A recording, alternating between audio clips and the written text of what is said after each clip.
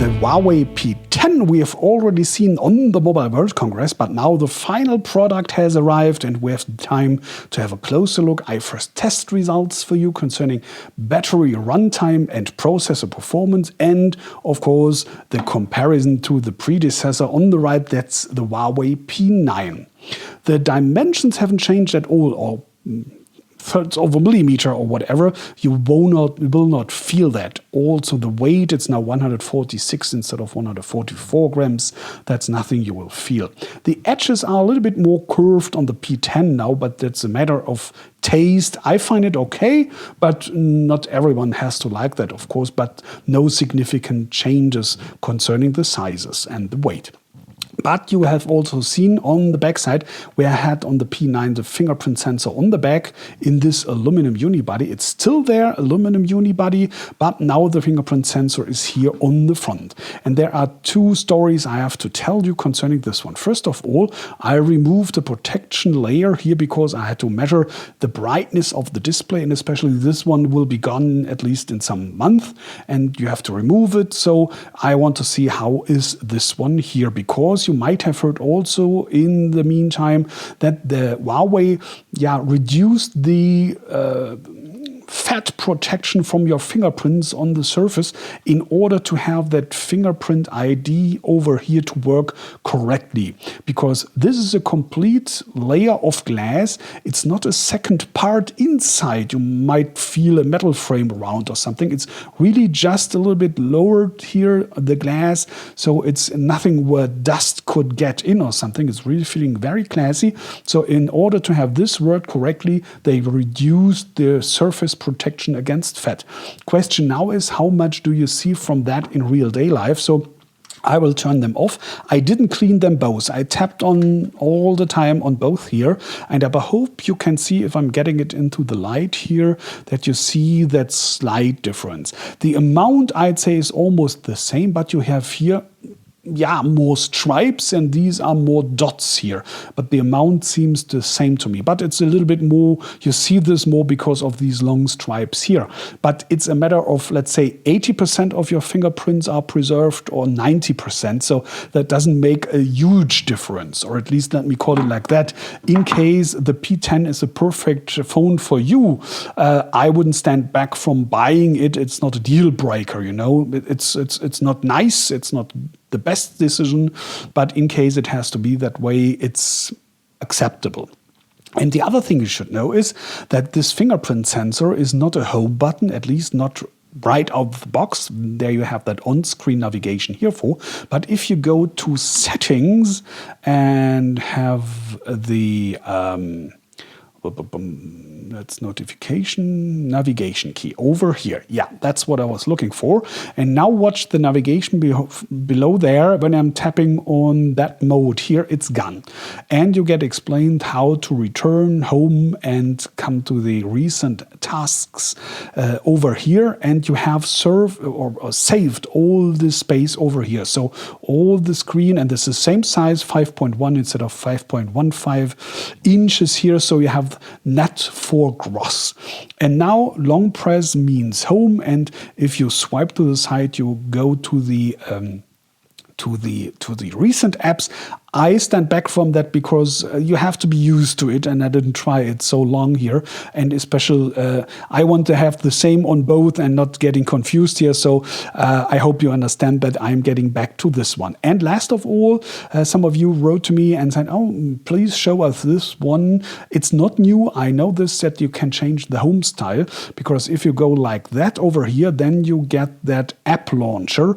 I love it especially because you have lots of apps, and you have that alphabetical row on the right side, that column here, so for quick scrolling, so you have it sorted automatically. If you have lots of apps, this is really of advantage. But also like this one, I'm going back to the out-of-the-box style like this one, like you know it from former Huawei phones.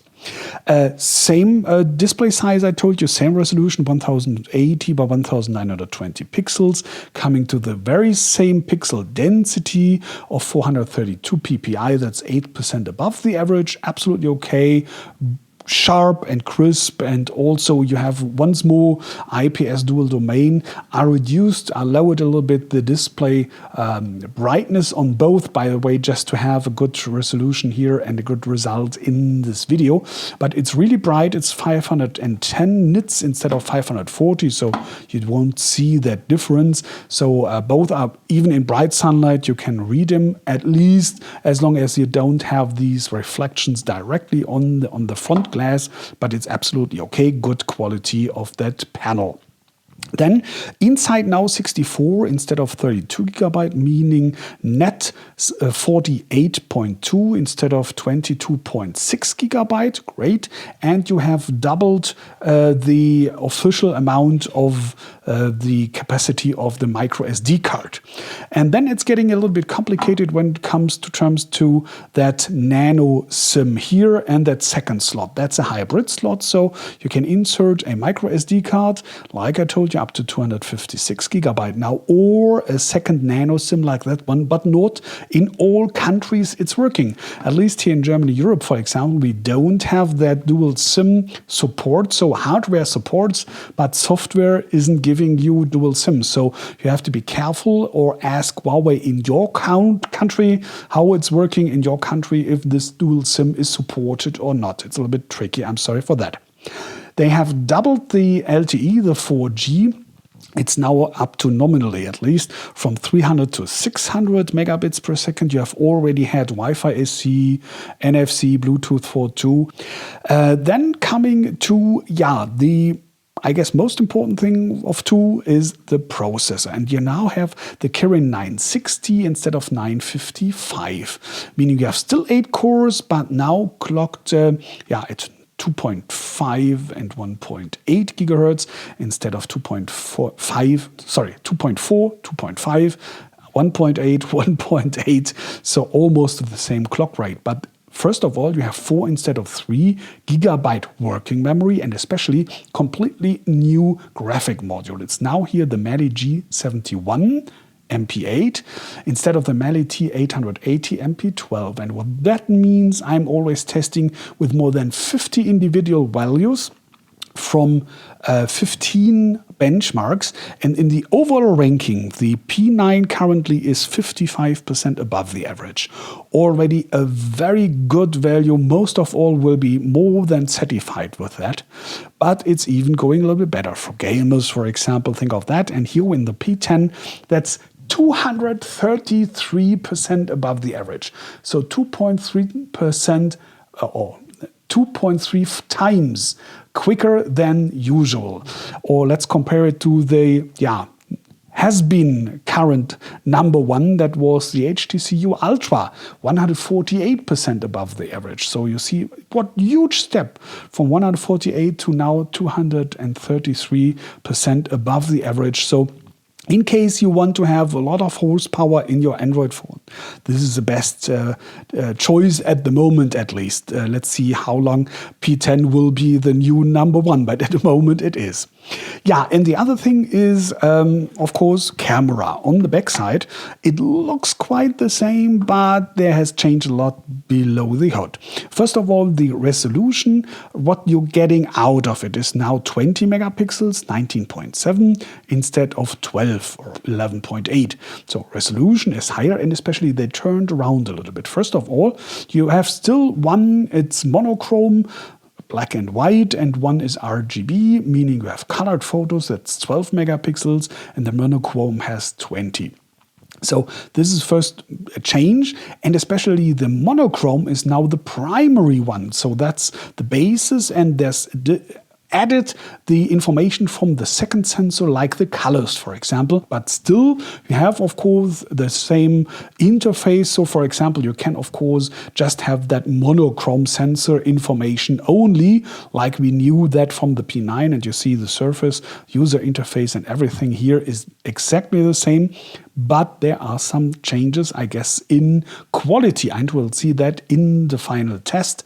This is a first impression here only. For that, please review on my website mobiwatch.net as soon as possible, like always, as text. Yeah, and we'll have a look at that. And of course, I'm guessing that the video quality has also been enhanced, because we had 1080p Full HD, and that's now 4K here, or Ultra HD. But on the other hand, you should know that the optical image stabilizer is just referring to one, that RGB, that 12 megapixel sensor. The other one doesn't have an optical image stabilizer. So for video capturing, I guess they just use that RGB sensor with 12 megapixels for 4K. We have to see how the quality is doing, but I guess it would be too complicated to have two sensors and two lenses, both with optical image stabilizer.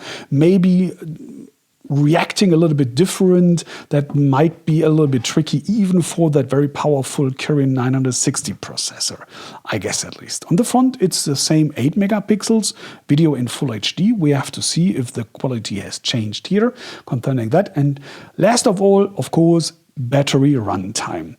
It has been 3000 milliamps here, fixed, embedded, of course, usual these days, and now it's 3100, not a significant plus, but what the software is making of it. Wow.